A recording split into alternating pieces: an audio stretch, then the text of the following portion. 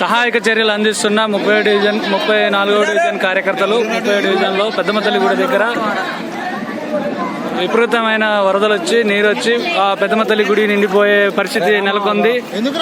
దీన్ని వెంటనే సహాయక చర్యలు అందించి ప్రభుత్వం వెంటనే స్పందించాలని కోరుకుంటున్నాం.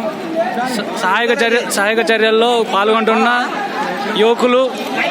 యువకులు స్థానికులు పాల్గొంటున్నారు.